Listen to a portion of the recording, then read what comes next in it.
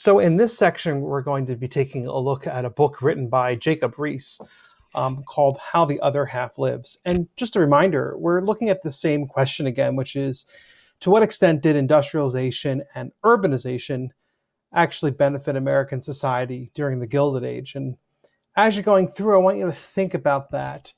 And Jacob Riis is a critic, so he would be a person who believed that it wasn't necessarily beneficial, or at least the way that it was set up at that time. He was in the tradition of what eventually would become the Progressive Era. Progressive Era is really at the turn of the century, more like in the 1900s, just before World War One. This is a little bit early, but Jacob Riis and other people like him were journalists that were looking at the effects of industrialization on American life, and industrialization and urbanization as well. Another person who wrote in this tradition was Upton Sinclair, who wrote a book about in favor of socialism, but actually turned people's stomachs instead because it showed people how the meat industry processed foods. It was actually a novel, but it was based in reality because Upton Sinclair actually went into the meatpacking industry and did his research there. Ida Tarbell is another person famous during this period, and she wrote a book that led to the breakup of monopolies. So there's like lots of variety of people of this period that were called muckrakers, investigative journalists, and called muckrakers because they were like looking at the bad parts of society. At first, it was a thing that was denigrating the profession, but ultimately ended up becoming a term of pride that they were able to do that. He wrote a book called How the Other Half Lives, how the poor society lives, and did this mostly through photography. So went into the city and took lots of pictures. So the development of that photography, which is an outgrowth of industrialization, led to people looking at the ills of industrialization, because this meant that you could have take a photograph that would get in sufficient light, and if you didn't have that, you can have a flash that would go off with that basically lime that would explode, and you would be able to get a quick light and be able to get a lot of these amazing pictures from the period.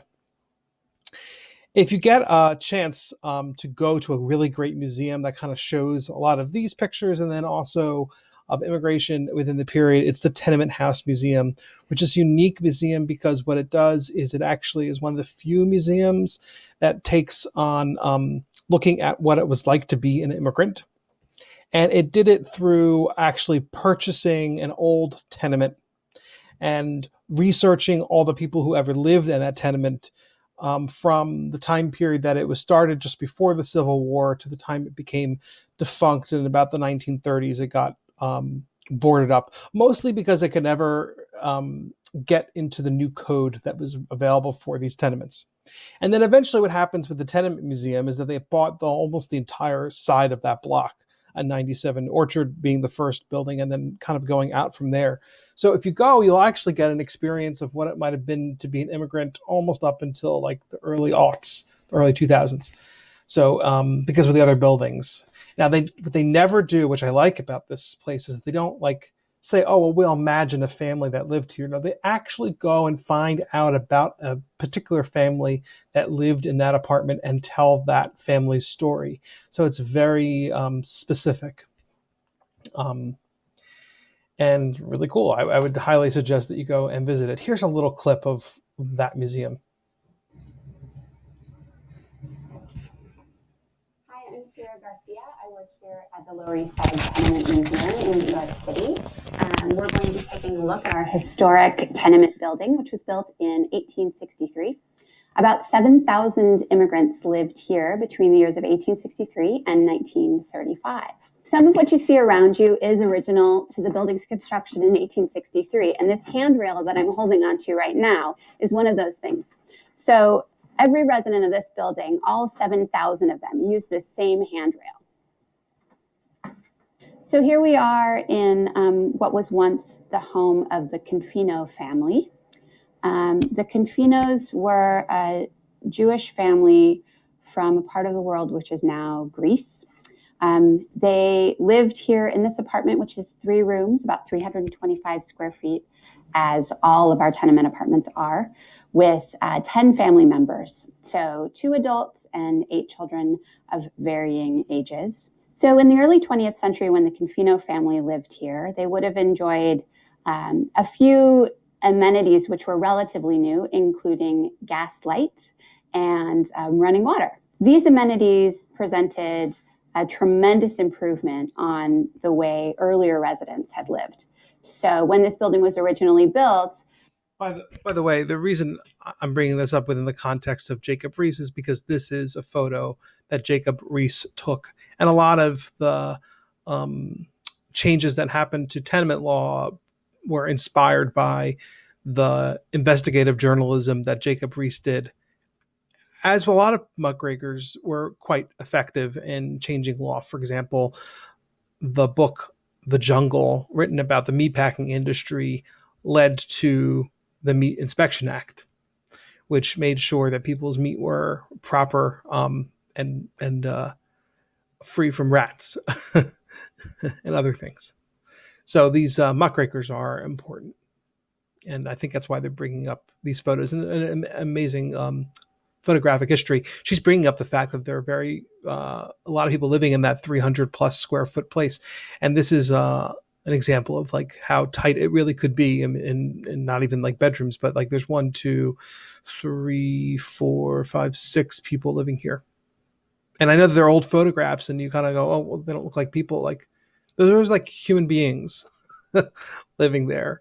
So I didn't want you to think about that and doing things that maybe you recognize, like putting your hand on top of your head is a fully human being thing to do. And yet it's historical. It's kind of cool to see images like this. There's no running water. There's no source of interior light. This is another Jacob Riis photograph as well. And that kind of shows you how big the families might have been. This is not the Confino family, but another family. And that's a bedroom back there. And this is, I guess, the parlor. And that's the front of this particular apartment. It was right there. And there might have been another room beyond this, but it was pretty tight. Light, whether gas or electricity. And there's really not much in the way of housing regulation in those days. Flash forward a little bit to the early 20th century, and the Tenement House Act has changed that.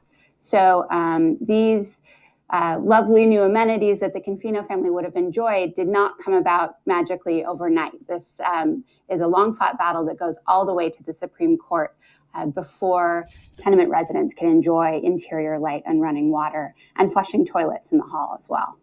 Right, as I showed you before, that most of those toilets were in the hallways. And I think people didn't really necessarily know what this life is like, but because of those Jacob Riis photographs, which that last one was also of a Jacob Riis photograph, just so you know. Family did no source of regulation in those days. This one. Flash forward a little bit to the early 20th century, and the Tenement House Act has changed that. So these lovely new amenities that the Confino family would have enjoyed did not come about magically overnight. This is a long-fought battle that goes all the way to the Supreme Court before tenement residents can enjoy interior light and running water and flushing toilets in the hall as well. The Tenement House Act is a culmination of activism on the part of middle-class reformers who start to understand how tenement residents are living and the sometimes deplorable conditions of tenement living through photographs, through the photographs of people like Jacob Riis, which are really well known today. They're still very important historic documents. And when these reformers start to fully understand that tenements are making people sick, they're contributing to high infant mortality rates, people begin to feel that something must be done. And through this activism, ultimately, we get the legislation that enforces the change and improves the health and the lifespan of people who live in buildings like this one.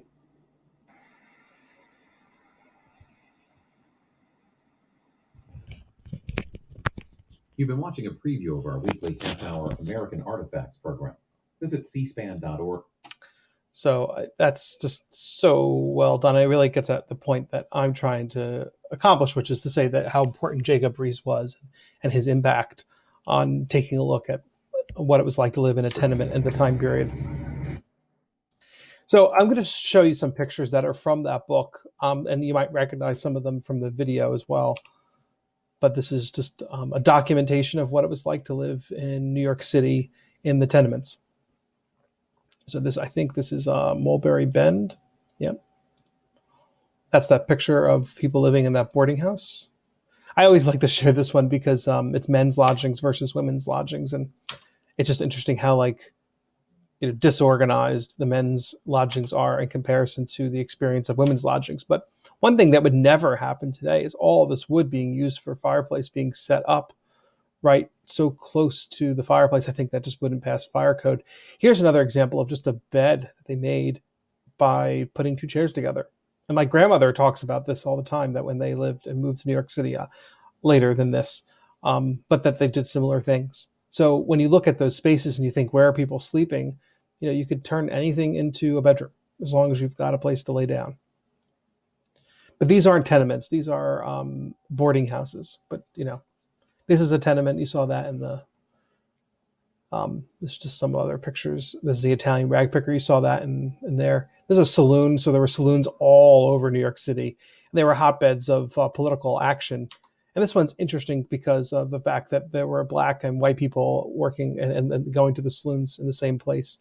But there were so many saloons. I mean, I think if I could find some statistics on that, it's astounding, the number of places you can go get a drink. And this one looks like it's in the basement. It was called the Morgue. You can't see it because it's occluding it, but it's called the Morgue. Black and Tan Saloon. Here's another one. This Bandits Roost. So there were a lot of gangs that were formed as a result of people not having familial connections any longer and looking for ways to protect themselves when the police weren't willing to protect them. They formed their own sort of protection groups. And this is a great photograph because it reminds me of the fact that when you take a photograph, even though they had flash photography, so that meant you can do quick photographs, that these photographs are clearly staged, because even with that flash photography, you need to really make sure that people aren't moving. Otherwise, you get a lot of blur that takes place. So these people are showing off. There's another one, Mullins Alley Gang. This is, I don't think that this is Jacob Riis. Yeah, the street was their playground. I have a photograph of a whole bunch of kids coming out, and it almost looks like it's the next shot, but it's like all this ice, the big block of ice, and the kids are licking it, and it's like a hot day. Oh, there it is. Licking blocks of ice. I think it looks like that's the same guy. I don't know if that is, but just shows you there's a sense of community here for sure.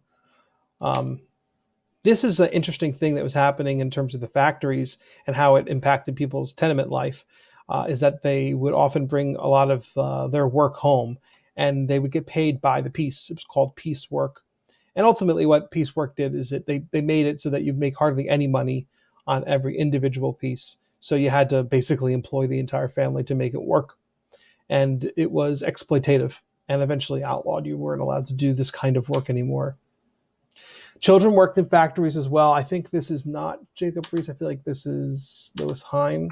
But there are a lot of photographs of Louis Hines that were done that showed what it was like to be a child in these factories as well. So this is, documentary evidence of what it was like to live in the tenements at that time. Eventually, these tenements got more improved, like they talked about, with running water and with gas lighting, and then also those shafts that were put in. Those are improvements that happened as a result of people like Jacob Riis doing the photographic muckraking work.